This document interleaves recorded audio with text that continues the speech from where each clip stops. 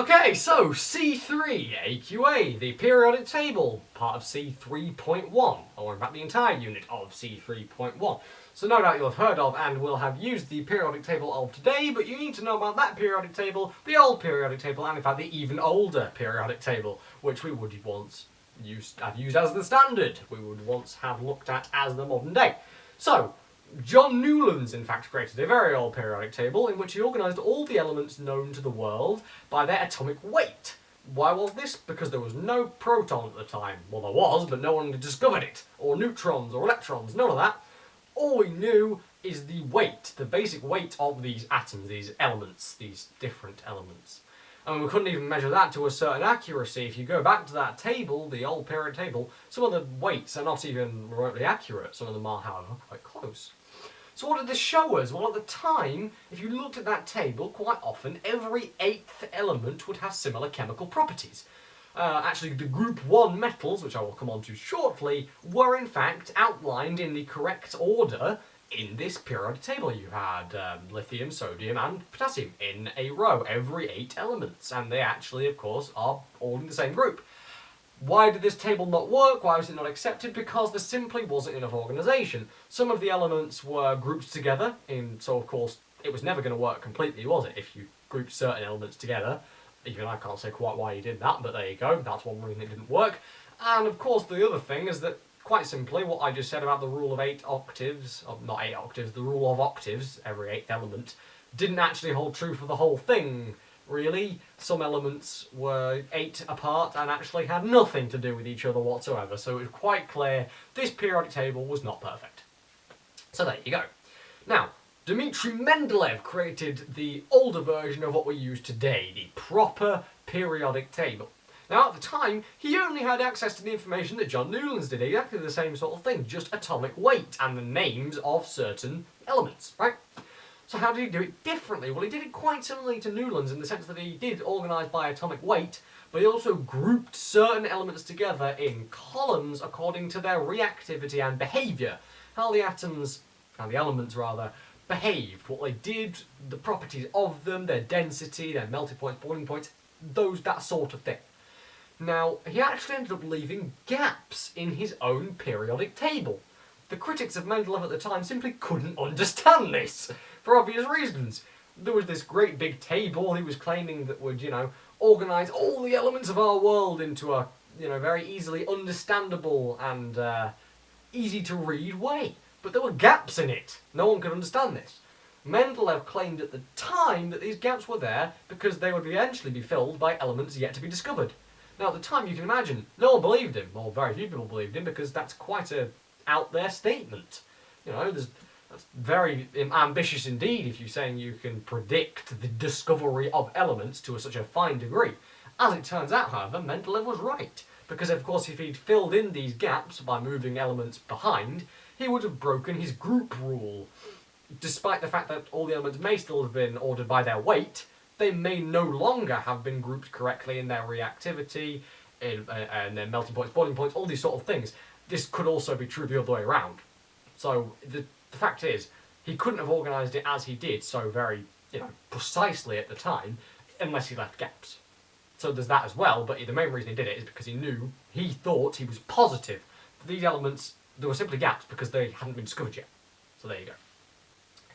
Now, one group within the modern periodic table we have today, I should briefly say the only difference between Mendeleev's table and the one we have today is that we've discovered a lot more elements and we now order by atomic number, the amount of protons, rather than the atomic weight. The atomic weight is, however, still relevant. It does tend to go up from atom to element to element. However, it does not always do this. Sometimes you will actually go down in atomic weight because we find that organising by atomic number just makes more sense and helps us be more precise.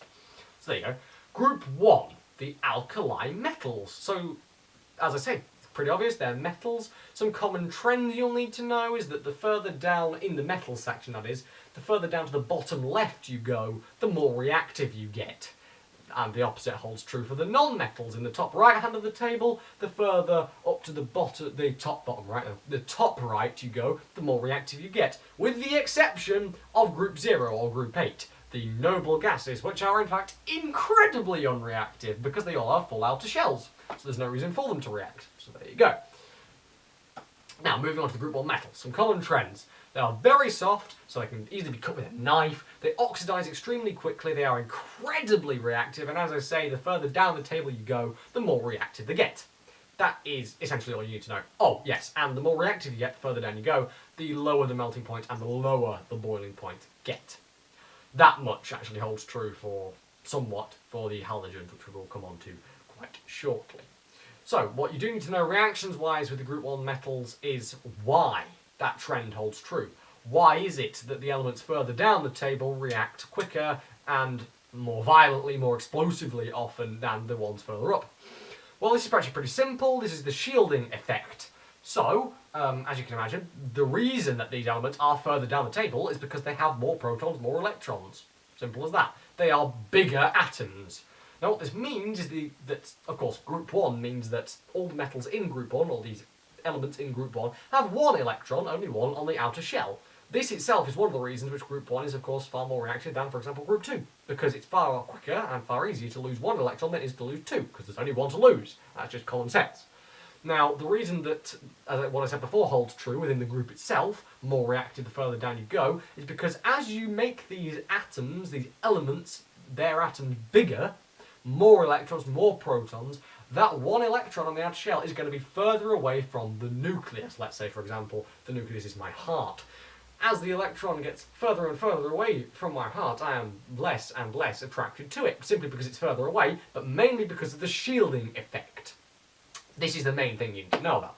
Because there are so many electrons between my heart and that electron, it's going to be much less attracted, because I'm actually attracting all the electrons in between as well. And since the same force is present, I am simply not as attracted to this one electron. Now, what this means is it's lost far easier and, of course, reacts much, much easier and much more violently, much more aggressively, etc., etc. So there you go. That is why the group 1 metals react in that way. Some basic reactions you need to know about the alkali metals, about the group 1 metals, is the reaction with water. You need to know this quite specifically. So for any alkali metal, it will react as such. I will use potassium as an example in water. 2 potassium plus 2 H2O, 2 water molecules, goes to, or reacts to create the product of 2 of the alkali metal hydroxide, so potassium hydroxide, and 1 mole of hydrogen gas, H2. That's the reaction. And this is why they're called the alkali metals, because of course the hydroxide ion that resides within, for example, potassium hydroxide, is what causes, it's the alkali creator. It is the what makes something an alkali. So that's why they're called the alkali metals, because when they are used, when they react with water, they create an alkaline solution. So they're called the alkali metals.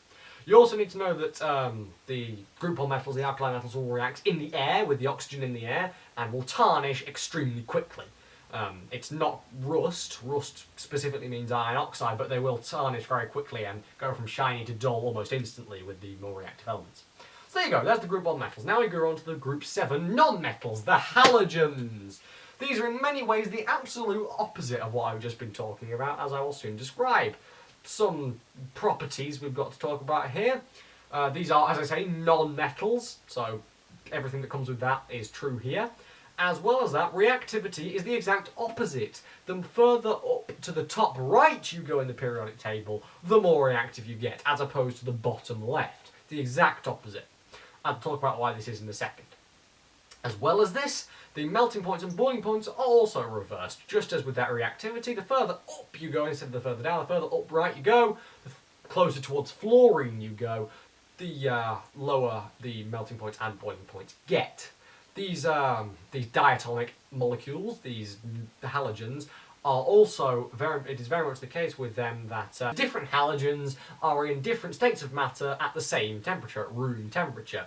For example, fluorine is a gas and bromine is a liquid, being at the same temperature. They are in different states. They are all, however, diatomic molecules, by which I mean they group up as I2 or Br2. There's always 2 atoms in a covalent bond, so that technically both atoms have 8 electrons. They are relatively stable. They are not, however, particularly stable because, of course, we're not talking actually having 8 electrons, we're talking about sharing electrons here. We're talking about a shared pair of electrons. We are talking about a covalent bond, so of course this can actually still react relatively easily. Now, why is it that the reactivity is reversed? Why is it that the boiling points and melting points are reversed? Well, covering boiling points and melting points first, because we are no longer talking about metallic bonds, as in the group 1 metals, we're no longer talking about the atoms and electrons, the free electrons within metals. We are now talking about essentially intermolecular forces between these diatomic molecules. Now, the further down you go from fluorine, the further down that column you go, the higher the melting point and the boiling point get. This is because the atoms, I should say the molecules, get bigger. For example, I2 is a bigger molecule, a bigger diatomic molecule, than Br2.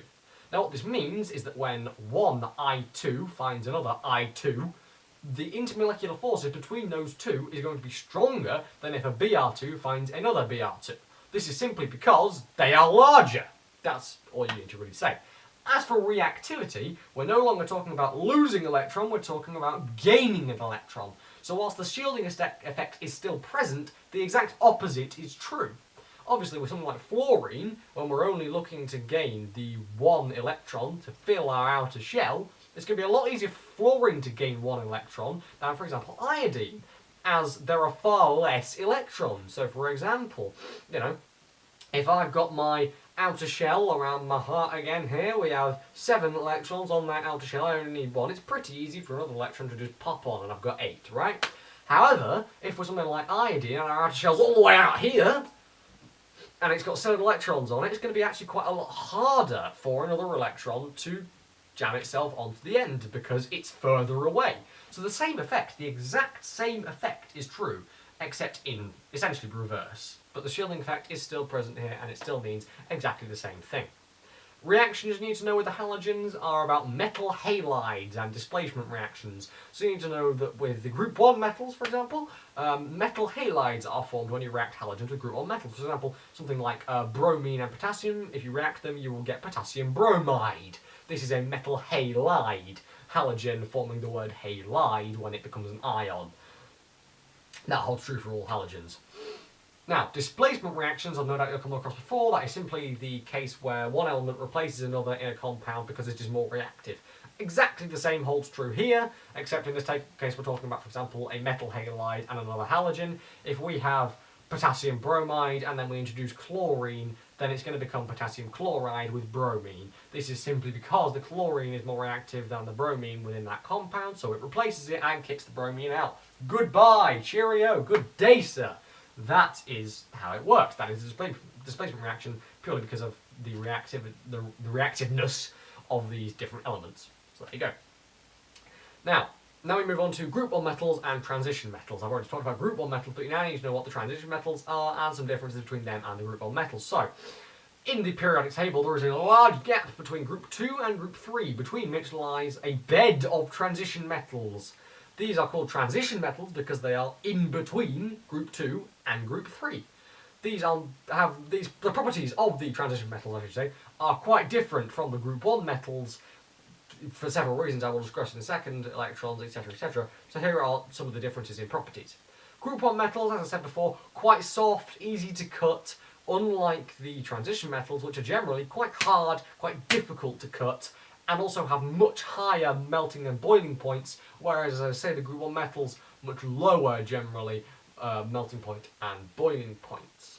Those are the differences in the properties. Now, transition metals are very special in one particular way.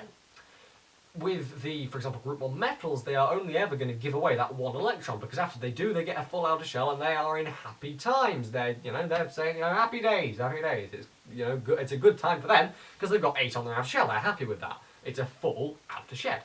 Now, on the other hand, with these transition metals, they will, and I'm not going to say why, because confusing and A-level, they can actually give away different amounts of electrons. For example, chromium can give away 2 electrons, 3 electrons, or 6 electrons. Crazy, isn't it? And it'll still be happy and relatively stable at that point. As I say, I'm not going to say why. All you need to know is that that is the case. This is signified in sort of word equations by, for example, with iron oxide, you'll get iron 2 oxide and iron 3 oxide. The 2 and the 3 is not, however, written as a 2 or a 3, rather in the Roman numeral in brackets. So you'll get iron bracket 1, 2, 2 straight lines bracket, for iron 2 and then oxide. So that's the main property you need to know about when it comes to transition metals. There are also all normal metal things come into play here. Good conductors of heat and electricity for reasons that I won't go into because physics and not important for this particular thing. They're ductile. They can be moulded into wires and such, such as copper wires for your internet if you're not on fibre optic. And they're also pretty malleable. You can bend without breaking, and they're generally not too brittle. However, I will say that the transition metals, as opposed to some of the other groups of elements on the periodic table, are a lot more variable. There's a lot more exceptions. For example, I've just said that they're generally not very brittle and they're quite malleable. That isn't true for all of them. I also should say that they're all solid, except they're not. Mercury is a liquid at room temperature. You see, there are a lot more exceptions to the rules with transition metals, but you do still need to know the rules of these. So there you go, that's the periodic table, C3.1 done. That is an entire segment of C3, and it's pretty important to chemistry as a whole, really.